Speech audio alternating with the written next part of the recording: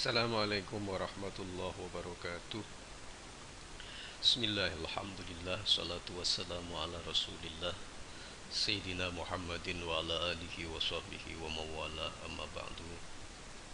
Anak-anakku, pagi hari ini kita akan belajar muatan lokal keagamaan Madrasah Sanawiyah Negeri 1 Jember. Pada kesempatan pagi hari ini kita akan belajar tentang keutamaan mencari ilmu. Anak-anakku yang Pak Guru banggakan, ilmu merupakan kebutuhan kita di dalam melaksanakan berbagai macam ibadah. Berbagai macam apa? Ibadah. Berbagai macam kegiatan keseharian kita berada di masyarakat juga membutuhkan yang namanya ilmu. Untuk itu agama memiliki ajaran-ajaran, petunjuk-petunjuk bagaimana mencari ilmu itu menjadi sebuah kebutuhan, bukan sebuah paksaan. Sehingga mari kita lihat, ada hadis yang diriwayatkan dari Anas bin Malik dari Nabi Muhammad sallallahu alaihi wasallam, utlubul ilma walau bisin. Carilah ilmu meskipun di Cina, sampai ke Cina. Kalian jangan salah paham bahwa hadis ini bukan ya karena antek Cina, bukan, akan tetapi kita harus lihat bagaimana Nabi menyampaikan di Mekah, ya, di Mekah, di Madinah lah, di antara dua kota suci tersebut, menyampaikan mencari ilmu meskipun di Cina. Cina itu kan jauh dari Mekah, Madinah itu kan jauh. Ya karena begitu jauhnya, jadi kalau memang ada ilmu ya harus ditempuh. Ya, jadi banyak sekali yang bisa kita lihat pada saat ini bahwa mahasiswa yang ada di luar negeri, ya, mahasiswa asal Indonesia yang berada di luar negeri, jauh-jauh mereka. Ada yang di London, ada yang di Jerman, ada yang di Korea, segala macam. Ya karena memang demi ilmu di sana jauh-jauh itu didatangi, dicari itu ya demi ilmu. Fa inna thalabal ilmi faridatun ala kulli muslimin. Oleh karena mencari ilmu itu ya wajib, faridah, wajib banget ya, pada atas setiap muslim. Innal malaikata tadau ajnihataha. Malaikat itu meletakkan sayap-sayapnya li talibil ilmi, untuk para pencari ilmu. Ya artinya dinaungi lah, artinya itu dinaungi.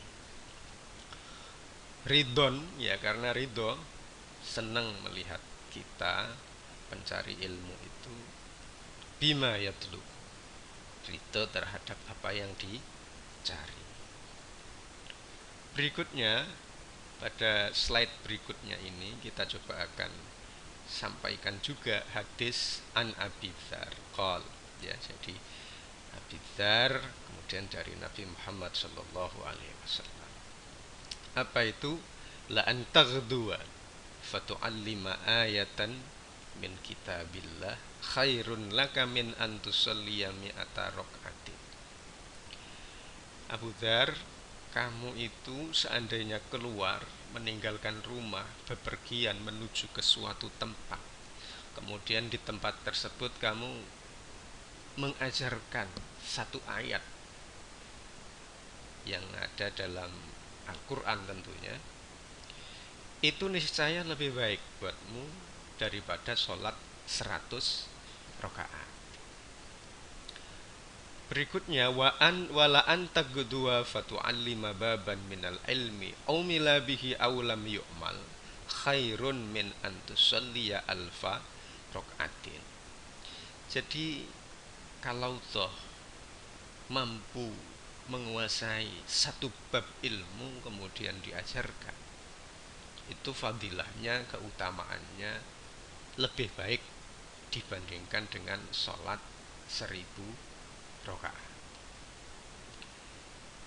Mengapa kok demikian penting yang namanya ilmu sampai perbandingannya ratusan bahkan ribuan rakaat? Oleh karena ya kalian harus tahu, kalian misalnya mengajarkan Bismillahirrahmanirrahim, artinya apa? Dengan menyebut nama Allah yang Maha Pengasih dan Maha Penyayang, saya memulai belajar. Nah, itu kan merupakan ilmu. Kemudian ilmu tersebut diajarkan kepada satu kelas. Misalnya dalam satu kelas ada 30 siswa. Maka kita akan mendapatkan pahala mengajar itu sebanyak 30. Ya, 30 karena memang yang dihadapi siswa sebanyak 30. Besoknya lagi mengajarkan bismillah lagi di kelas jumlahnya 30. Dan begitu seterusnya. Lah, nanti mereka yang kita ajar, suatu ketika mereka mengajarkan apa yang kita ajarkan. Mengajarkan bismillah tadi dengan menyebut nama Allah yang Maha Pengasih lagi Maha Penyayang. Dia mengajarkan misalnya karena menjadi seorang ulama besar, maka mengajarkan di hadapan 1000 orang. Orang 1000 diajari baca bismillah. Memahami bismillahirrahmanirrahim akhirnya dipahami oleh 1000 orang. Kan seperti itu. Dan itu mengalir terus hingga akhir zaman sampai hari kiamat. Sehingga tidak salah ketika Nabi bersabda menyampaikan pengetahuan itu ketika diajarkan itu bisa melebihi sholat 100 rakaat atau bahkan 1000 rakaat. Belum lagi siswa yang kita ajarkan, kemudian dia juga mengajarkan. Siswanya lagi mengajarkan dan mengajarkan. Itu akan semakin banyak pahala yang kita terima karena memang kita pernah mengajarkan satu hal yang sama, Bismillahirrahmanirrahim. Berikutnya hadis dari Ibnu Abbas, dari Nabi Muhammad SAW, "Idza marartum biriyadil jannah farta'u." Ketika kalian itu berjalan kok melewati taman-taman, kebun-kebun surga, ya, maka farta'u, berhentilah, ambillah makan, ambillah minum yang ada di tempat tersebut. Ya Rasulullah, wa ma riyadul jannah. Kemudian Ibnu Abbas tadi bertanya, wahai Rasul, riyadul jannah, kebun taman surga itu apa? Qala majalisul ilmi, ya, majlis ilmu. Jadi memang kalau kita satu ketika berjalan, kemudian kok ada perkumpulan yang lagi belajar, yang lagi mengajar, ya maka sebaiknya itu berhenti sebentar, kemudian mendapatkan apa ilmu yang bisa kita dapat dari majelis ilmu tersebut. Itu namanya farta'u, ya, mengambil makanan, baik itu apa sajalah, makan apa saja, atau mungkin minuman yang tersedia di situ. Jadi ilmu yang diajarkan itu ibarat makanan, kemudian majelis ilmunya itu ibarat apa? Kebun taman surga. Anak-anakku yang Pak Guru banggakan, di sini Pak Guru akan menyampaikan tentang man salaka tariqan yaltamisu fihi ilman sahalallahu lahu tariqan ilal jannah. Hadis ini sangat populer, ya. Kita lihat, ya, siapapun orang yang menempuh jalan dalam rangka mencari ilmu, sahalallahu lahu tariqan ilal jannah, Allah memudahkan jalan untuk menuju surga. Nah, di sini Pak Guru ingin menghadirkan sebuah video dari Syekh Hisam Al-Burhani. Ya, beliau menceritakan satu ketika di Damaskus ada yang meninggal. Ya, baik, ceritanya bagaimana silahkan kalian ikuti.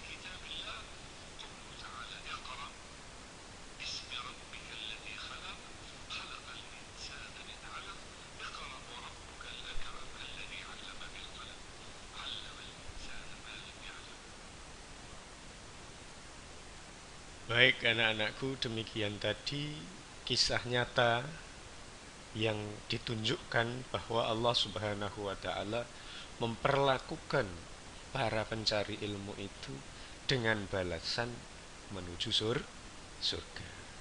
Untuk itu pesan Pak Guru kepada kalian semuanya, jangan pernah berhenti belajar. Teruslah belajar dengan niat apa? Mengikuti perintah Allah Subhanahu wa taala.